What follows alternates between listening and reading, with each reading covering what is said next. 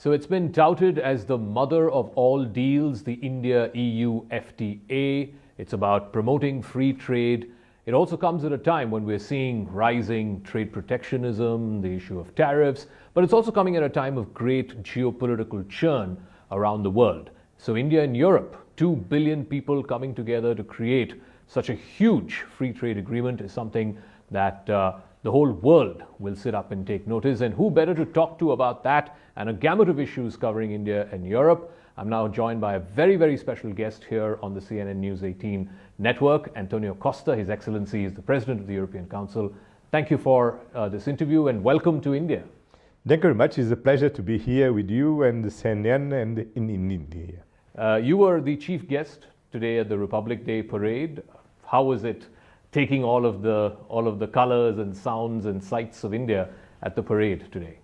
Of course, it's a great honor for me and President von der Leyen to be the chief guest of the Republic Day. It's a great honor for the European Union, and as you can imagine, as a person of Indian origin, it's for me a special pleasure. And he only goes to Portugal with 18 years old, and I'm lucky because he went to Portugal. If not, I was not here. Yeah. So when you come back to India, and obviously you've come to India, in the past as well, but how was this trip different and viewing the parade? I saw a lot of clips today. The Prime Minister, I think, was trying to sort of explain what was going on in the parade to you and to Ms. von der Leyen. Now, this parade is very impressive because it's not only a military parade. It's not only a parade to show the impressive India military capabilities, but also to show how culturally India is diverse and how proud India is on this diversity. And this idea of union on diversity, it's very important. It's a great inspiration, especially for us, because we are also a union with 27 different member states, speaking 24 languages, and we are not a federal state. For us, I think it's very important to see how the largest democracy in the world could preserve their diversity and works as a democracy. So let's talk about, the big headline is going to be tomorrow when the India-EU summit happens, the 16th summit. The India-EU FTA is expected to be concluded and signed. What can you tell us about that? Well, first of all, we are crossing fingers to conclude the negotiations of the FTA. It will be very important, both for EU and India. It will be the largest free trade agreement in the world.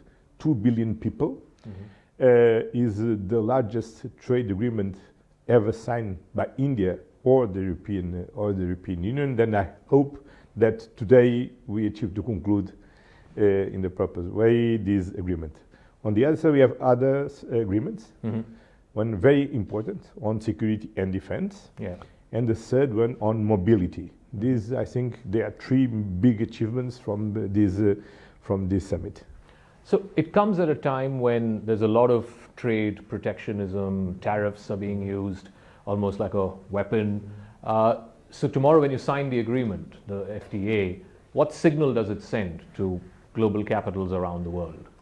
I think it's a very strong and important message to the world. That means that EU and India believes more on the trade agreements than to tariffs. Then we believe that free trade boosts economy, creates jobs, and promote prosperity. And this is what we want, to have shared prosperity. And that's why this agreement comes in the most important moment, perhaps.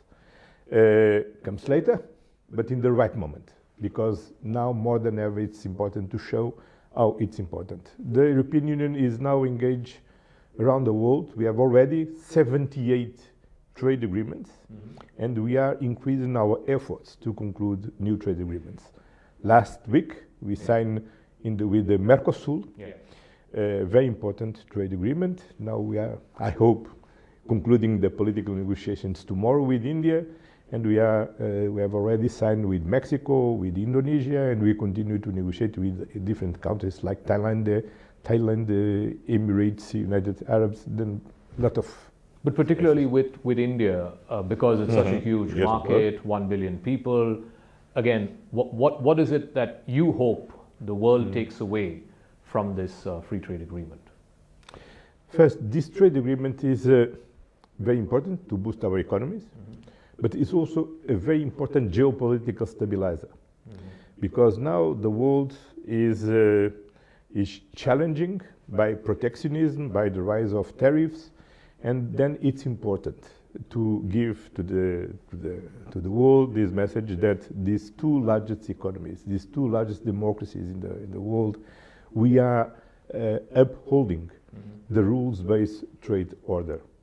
And this is very important for the economy, because economy is very important, the predictability. The companies cannot work if they don't have predictability, and if they are always changing the rules, always changing the tariffs, always under threats of increased tariffs. This is very bad for economy. Then we need to create predictability, and is what we are providing to the European and to Indian companies, to businesses, is to provide predictability in our relationship. Mr. President, I don't want to get too much into the details of it, but there are two areas that were of concern to Indian companies. One is this carbon tax, carbon border adjusted mechanism. So how is that getting resolved? I also want to ask you in terms of, which are the industries you see from the Indian side which will be able to export much more to Europe, and vice versa, which European industries you reckon will find this as a great opportunity to export to India? Yes, this is the great chance for the Indian and for European companies to export more for our markets. The carbon mechanism tax, is a mechanism to give an incentive to accelerate the transition, the energetic transition, and to reach our common goal and our common commitment to the Paris Agreement. And India is a key country and a very like-minded partner, and really committed with the Paris Agreement.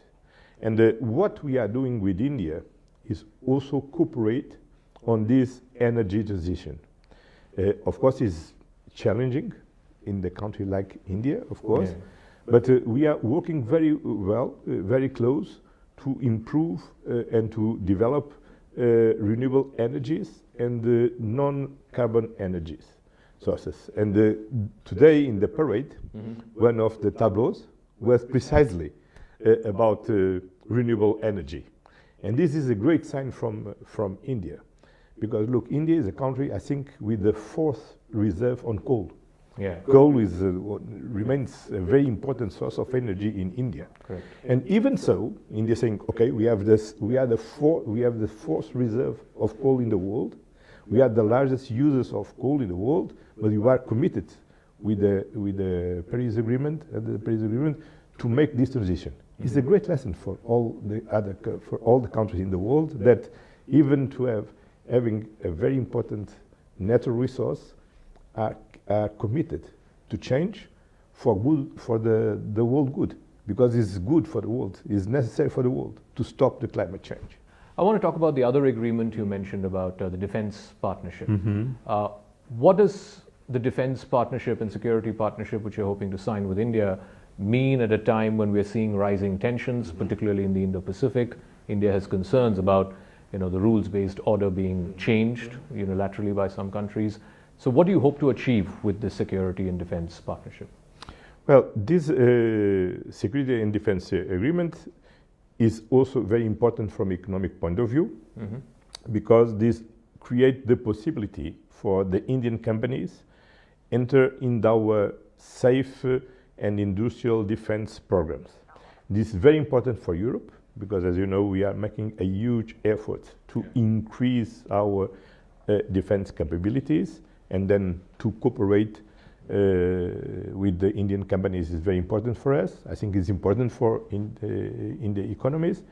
Then this is one of dimensions, but the other dimension is because our cooperation will be focused mainly on maritime security. And this is very important for us and for India, and for trade, because a large part of this trade needs the safe maritime lines working with shipping lines.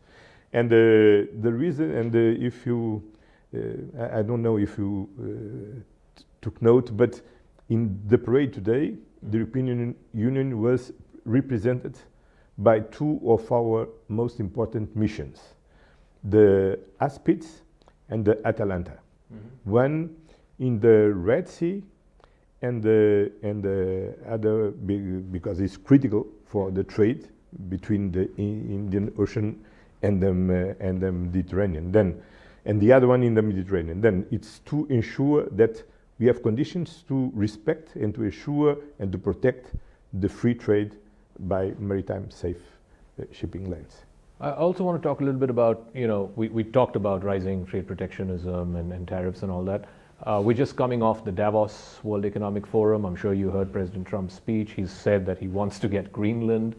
What does this mean for Europe at a time such as this, when you're already facing a war, which has been going on for almost 4 years now, and now you have a friend and partner and major ally in NATO saying that he wants Greenland?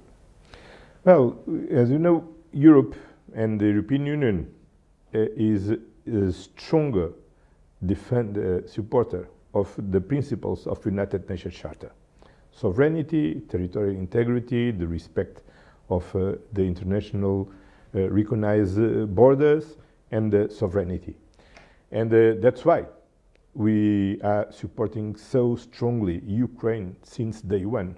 Correct. Because we cannot allow, the international community cannot allow that any state, especially a permanent member of the Security Council, to disrespect the United Nations Charter and using the force to try to occupy a part of the territory of a neighbor.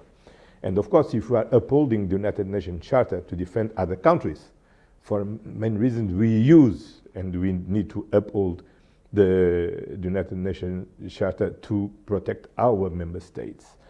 And Greenland is part of the Kingdom of Denmark, and only the Kingdom of Denmark and Greenland can decide about their future. Then for us, the sovereignty of the Kingdom of Denmark and the territorial integrity of the Kingdom of Denmark is not under discussion, is not under negotiation, and we are fully supporting Denmark and Greenland to protect their own territory. But do you believe this issue might be a big divide between America and its partners in Europe? No, as you said, we are allies, we are partners, and you used to be friends, and you want to continue to be friends, partners, and allies. Then we understand that the security of the Arctic region is a concern, and this concern, the right place to address this concern is of course NATO, because NATO is precisely an alliance where all the members have the common, the reciprocal commitment to support the defense of all the territory of NATO. And Greenland is a part of the territory of NATO. The Kingdom of Denmark is very open to negotiate, namely with the United States, the better use of the natural resources of Greenland. And but of course, if all of this is about territorial expansion, then sorry, we cannot agree. So my last couple of questions. You talked about the Ukraine war. How do you see that resolving? Is it going to, there have been sort of efforts that have been made to get a ceasefire or a peace agreement, but Russia doesn't seem to be coming on board. Russia is continuing with its military campaign. How do you see that war getting settled? Now it's the reason because we need to continue to support Ukraine, and we need to put Russia under pressure to accept the ceasefire and the peace negotiations and the peace agreement to achieve a just and lasting peace in Ukraine. We are supporting all peace efforts, namely the peace efforts led by President Trump, and we wish all the best for this. But what we are seeing is, once again, Russia is refusing to accept a peace agreement, and this is dramatically. It is dramatically from the humanitarian point of view. Thousands of people dying every month. It's dramatic for the Ukrainian people, especially now during the winter, because Russia is targeting especially the energy facilities to put the civilian and the people suffering during the winter, very cold this winter in the Ukraine. Then is a very humanitarian war, terrible war, and we need to put an end of this as soon as possible and to achieve a just and lasting peace. And then I think it's very important that all the international community understand that this is not only about Ukraine.